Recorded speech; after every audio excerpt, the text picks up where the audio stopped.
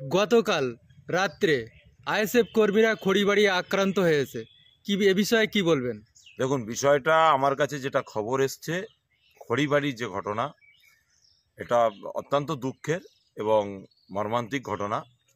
আমরা যেটা শুনলাম ফোনের মাধ্যমে, ফোন করে যেটা আমাকে জানানো হয়েছে, খড়িবাড়িতে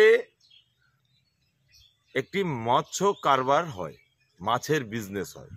সেই মাছের কাঁটাতে একটা ছেলে একটা মেয়ে, তারা প্রেম প্রীতি ভাব ভালোবাসা করে সেখানে জীবনযাপন করেন, সেখানে থাকেন।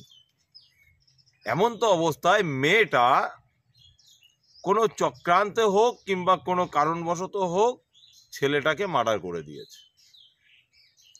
বিষয়টা হচ্ছে এটাই। এখন এই মার্ডারকে কেন্দ্র করে সেই এলাকার তৃণমূলের এক শ্রেণীর মানুষ, এক শ্রেণীর লোক, তারা কেসটাকে ধামাচাপা দেওয়ার জন্য আইএসএফের কর্মী সমর্থকদের উপরে মিথ্যা মামলা দিচ্ছেন। অটোমেটিক আমার কাছে যেটা খবর এসছে, আইএসএফের কয়েকজন ফোন বন্ধ হয়ে আছে, কয়েকজন থানার মধ্যে আছে। আইএসএফের কর্মী সমর্থকদের মা বাবা তারা থানায় যেয়ে বসে আছে তাদের ছেলেটাকে ঘরে ফিরিয়ে নিয়ে যাওয়ার জন্য। আমরা বলতে চাইছি যে ঘটনাটা ঘটেছে, যে দোষী তাকে সাজার ব্যবস্থা করা হোক। পুলিশ প্রশাসন, আইন আদালত যেভাবে চলছে,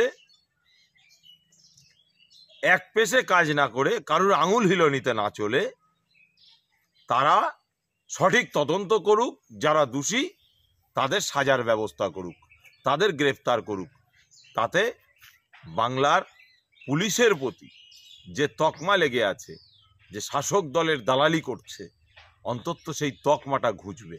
আমরা বলতে চাইছি পরিষ্কারভাবে, যারা দোষী, যারা অন্যায় করেছে, সেই সাজা পাক।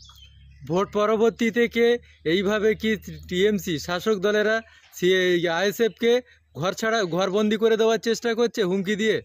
দেখুন, বিভিন্ন জায়গায়, খোদ হাড়োয়াতেও গতকাল আমার কাছে ফোন এসছে, খোদ হাড়োয়াতেও আমাদের কয়েকটা কর্মীর বাড়িতে তালা মেরে দেওয়া হয়েছে, কয়েকটা কর্মীর দোকানে তালা মেরে দেওয়া হয়েছে।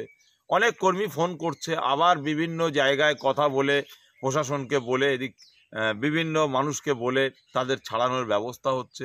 এটা একটা রেওয়াজ হয়ে গেছে পশ্চিমবাংলায়, যে যখন যে ক্ষমতায় থাকবে সে তখন তার মার্শাল পাওয়ার দেখাবে, ক্ষমতা দেখাবে। যারা বিরোধী থাকবে তাদের বাড়ি তালা মেরে দেওয়া হবে, তাদের ঘর ছাড়া করা হবে, তাদের কাজ বন্ধ করে দেওয়া হবে, তাদের ঘরে মানে মাল লুট করে নেওয়া হবে, বাড়িতে আগুন লাগিয়ে দেওয়া হবে, ভেড়ি লুট করে নেওয়া হবে, তাদের ব্যবসা বন্ধ করে দেওয়া হবে। এটা একটা বাংলায় রেওয়াজ হয়ে গেছে। এটা অত্যন্ত জঘন্য, এটা ঘৃণা করি আমরা।